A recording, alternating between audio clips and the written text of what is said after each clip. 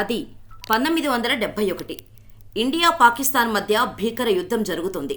గుంటనక్కల్లా దాడికి దిగిన పాక్కి చుక్కలు చూపిస్తున్నారు మన సైనికులు. ఈ క్రమంలో పాకిస్తాన్ సైన్యం పాతిపెట్టిన మందుపాత్ర మీద ఓ ఆర్మీ మేజర్ తెలియకుండా కాలు పెట్టేశాడు. దాంతో అది పేలిపోయి ఆయన కాలు నుజ్జునుజ్జైపోయింది. శరీరమంతా అక్కడక్కడా గాయాలయ్యి రక్తం కారిపోతుంది. దాని నుంచి మిగతా శరీరమంతా సెప్టిక్ అయ్యే ప్రమాదం ఉంది. పైగా ఎముకలు మొత్తం పొడిపొడిగా మారిపోతున్నాయి. ఇంకా ఆ మేజర్ స్పృహలోనే ఉన్నాడు. ఆ నొప్పిని భరించలేక నాకు మత్తుమందు ఇవ్వండన్నాడు తోటి సైనికులతో. కానీ యుద్ధం భయంకరంగా సాగుతోంది. మత్తుమందు స్టాక్ లేదు. తేవాలంటే సమయం పడుతుందన్నారు. పోనీ పెథిడిన్ ఇవ్వండి అన్నాడు. కానీ అది కూడా అందుబాటులో లేదు. మరోపక్క ఆ మేజర్ నొప్పిని భరించలేకపోతున్నాడు. దీంతో తన తోటి గుర్కా సైనికుణ్ణి పిలిచి ఈ నుజ్జునుజ్జైపోయిన నా కాలును నరకేయ్ అన్నాడు. ఆ మాటలకు గుర్కా సైనికుడికి మతిపోయింది. అయ్యా, ఆ పని నేను చేయలేను సార్ అన్నాడు వణికిపోతున్న గొంతుతో. మరేం పర్లేదు, ఇట్స్ మై ఆర్డర్ అని చెప్పాడు. అయినా సరే ఆ సైనికుడు మాత్రం మై నహీ కర్ సక్తా సాహెబ్ అన్నాడు. దాంతో ఆ సైనికుడి దగ్గరున్న కుక్రీ కత్తిని ఇవ్వమని తన చేతులతో తానే కాలును నరికేసుకున్నాడు. అంతే, ఒక్క వేటితో నుజ్జునుజ్జైన కాలు తెగి కింద పడిపోయింది. ఆ తెగిపడ్డ కాలును ఖననం చేయమని సైనికులకు చెప్పాడు. ఇలా తన కాలును తానే తెగనరుక్కున్న ఆ వీర సైనికుడి పేరు మేజర్ ఇయాన్ కార్డోజో. అయితే ఈ ప్రమాదంలో గాయపడ్డ కార్డోజ్కి వెంటనే ట్రీట్మెంట్ చేయాల్సిన అవసరం ఉంది. లేదంటే ప్రాణాలు పోయే అవకాశం ఉంది. హాస్పిటల్కు తీసుకెళ్దామంటే హెలికాప్టర్ అందుబాటులో లేదు. మరోవైపు మృత్యు ముంచుకొస్తోంది. అయితే అదృష్టవశాత్తు మన సైన్యాలకు చిక్కిన పాక్ బందీల్లో ఒక డాక్టర్ ఉన్నాడు. కార్డోజీకి ట్రీట్మెంట్ చేయటానికి ఆయన ముందుకు వచ్చాడు. కానీ కార్డోజీ మాత్రం తన కమాండింగ్ ఆఫీసర్తో నాకు పాకిస్తానీ చేతుల్లో చికిత్స చేయొద్దు అన్నాడు. కార్డోజీని మందలించిన కమాండింగ్ ఆఫీసర్, ఇప్పుడు కానీ నువ్వు ట్రీట్మెంట్ చేసుకోకపోతే నీ ప్రాణం పోతుంది. నిన్ను చంపుకోవటం మాకిష్టం లేదు. కాబట్టి నా మాట విని ట్రీట్మెంట్ చేసుకో అన్నాడు. ఇక చేసేదేం లేక కార్డోజ్ కూడా ట్రీట్మెంట్ చేయించుకోవటానికి ఒప్పుకున్నాడు. కానీ నావి 2 షరతులు. 1, నాకు పాకిస్తానీ రక్తం ఎక్కించొద్దు. నేను చావనైనా చస్తాను కానీ పాకిస్తానీ రక్తం మాత్రం ఎక్కించొద్దు. 2, నాకు సర్జరీ చేసేటప్పుడు మీరు నా పక్కన ఉండాలి అని. దాంతో కమాండర్ సరేనన్నాడు. సదరు పాకిస్తానీ సర్జన్ కార్డోజీకి మంచి ట్రీట్మెంట్ చేయటంతో ప్రాణాపాయం తప్పింది. కొన్ని నెలలు రెస్ట్ తీసుకోమన్నారు. దేశం కోసం ఇంతలా పోరాడిన నీకు ఈ దేశం ఎప్పుడూ అండగా ఉంటుందని చెప్పారు. కానీ కార్డోజో కథ అయిపోలేదు. కొన్నేళ్ల తర్వాత కార్డోజో తన సైన్యంలోనే పనిచేయాలని నిర్ణయించుకున్నాడు. దాంతో కృత్రిమ కాలును అమర్చుకొని ఆ కాలితో నడక మొదలుపెట్టాడు. క్రమేపీ అది పరుగుగా మారింది. ఆ తర్వాత కొండలెక్కటం నేర్చుకున్నాడు. ఎత్తుల మీద నుంచి దూకటం నేర్చుకున్నాడు. 2 కాళ్ళు ఉన్న సైనికులు చేసే ప్రతి పనిని చేయడం మొదలుపెట్టాడు. యుద్ధంలో చేసే పనులను చేయటం ప్రారంభించాడు. మొత్తంగా ఆయనకు కాలు లేదు అని నమ్మనంతలా కార్డోజ్ తనని తాను మార్చుకున్నాడు. కానీ కృత్రిమ కాలుతో ఉన్న నిన్ను ఆర్మీలోకి తీసుకెళ్లడం కుదరదని చెప్పేశారు పై అధికారులు. ఇండియా అంటే ఎంతో ఇష్టమున్న కార్డోజో బ్రతికినా దేశం కోసమే, చచ్చినా దేశం కోసమే. నాకెంతో ఇష్టమైన ఈ ఆర్మీ నుండి నన్ను దూరం చేయొద్దంటూ వేడుకున్నాడు. కానీ పై అధికారికి కోపం వచ్చింది. రేపేమైనా యుద్ధంలో పాల్గొంటే ఇబ్బందవుతుంది. శత్రువులకు దొరికిపోతే ఏం చేస్తావ్ అన్నాడు. నేను దొరకను సార్ అన్నాడు కార్డోజో. కావాలంటే నన్ను పరుగు పోటీలో పోటీ చేయనివ్వండి, అప్పుడు మీకు అర్థమవుతుంది అన్నాడు. అందుకు పై అధికారి, నువ్వు పోటీ చేస్తే అరెస్ట్ చేస్తా, జాగ్రత్త అని హెచ్చరించాడు.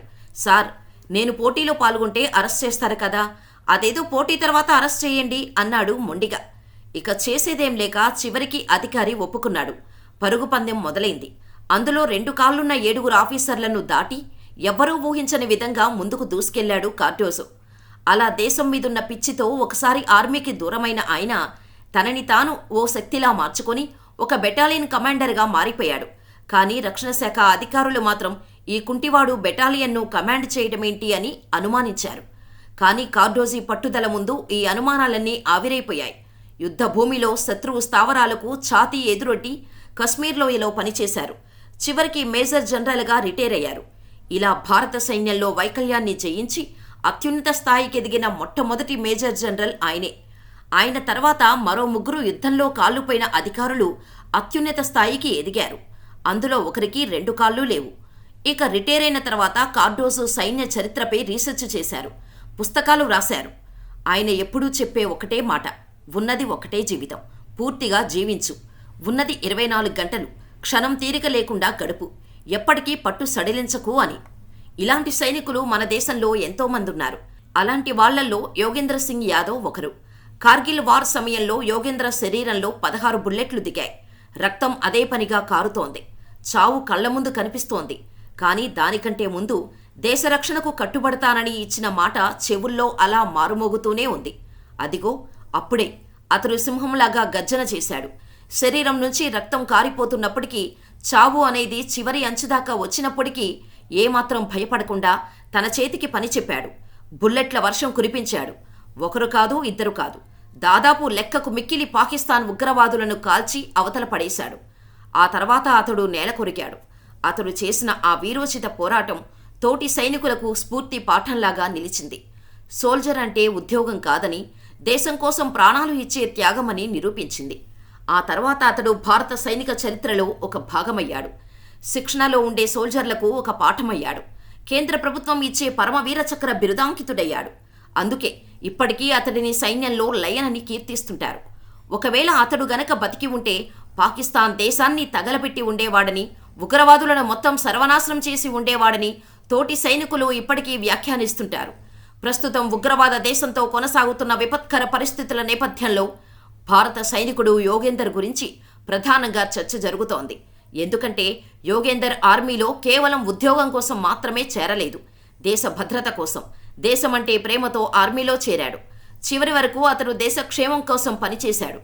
తన ప్రాణం పోతున్నా సరే లెక్క చేయలేదు. బోర్డర్లో ఉగ్రవాద దేశానికి చెందిన టెర్రరిస్టులు ఇష్టానుసారంగా కాల్పులు జరిపి బోర్డర్లో రక్తపాతం సృష్టిస్తుంటే యోగేందర్ ఏమాత్రం భయపడకుండా పోరాటం చేశాడు. ఉగ్రవాదులను ఎక్కడికక్కడ కాల్చిపడేశాడు. అప్పుడు అతని వయసు 19 సంవత్సరాలు మాత్రమే. బోర్డర్లో నెలకొన్న విపత్కర పరిస్థితుల్లో అతడు వీరోచిత పోరాటం చేశాడు. అతడు ఒక్కడే కార్గిల్ వద్ద బంకర్లలో దాక్కున్న పాకిస్తాన్ ఉగ్రవాదులను చంపేశాడు. అప్పటికీ అతడు శరీరంలో 16 బుల్లెట్స్ ఉన్నాయి.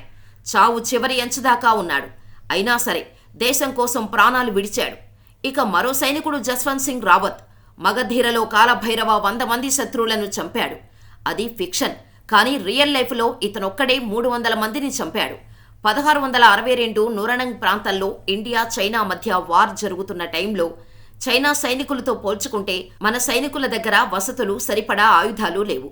దాంతో అధికారులు మన బలగాలని వెనక్కి రమ్మని పిలిచారు. కానీ జస్వంత్ సింగ్ మాత్రం ఇక్కడే చావనైనా చస్తాను కానీ వెనక్కి మాత్రం తిరిగి రాను అని చెప్పి అక్కడే కొండపై 72 గంటల పాటు చైనా సైనికులతో వీరోచితంగా పోరాడాడు. నలువైపులా 300 ఆయుధాలు అమర్చుకొని తాను ఒక్కడే వ్యూహాత్మకంగా యుద్ధం కొనసాగించాడు. చివరి నిమిషం వరకు పోరాడి దాదాపు 300 మందిని మట్టుబెట్టి చివరిగా తన దగ్గర మిగిలిన ఏకైక తూటాతో కాల్చుకొని వీరమరణం పొందాడు. 3 రోజుల పాటు ముప్పతిప్పలు పెట్టినవాడు తమ చేతిలో చావలేదన్న కసితో తలా మొండెం వేరు చేసి తలను తమతో తీసుకెళ్లారు. ఇరు దేశాల మధ్య శాంతి ఒప్పందం జరిగాక జస్వంత్ తలను భారత్కు అప్పగించారు.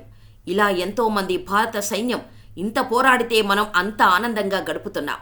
ఇలాంటి సైనికుల గురించి ఈ తరానికి ఆయన గురించి తెలియకపోవచ్చు, కానీ తెలుసుకోవాల్సిన అవసరం ఖచ్చితంగా ఉంది. అలాంటి వారికి ఈ వీడియోని డెడికేట్ చేస్తూ బిగ్ సెల్యూట్ చేద్దాం.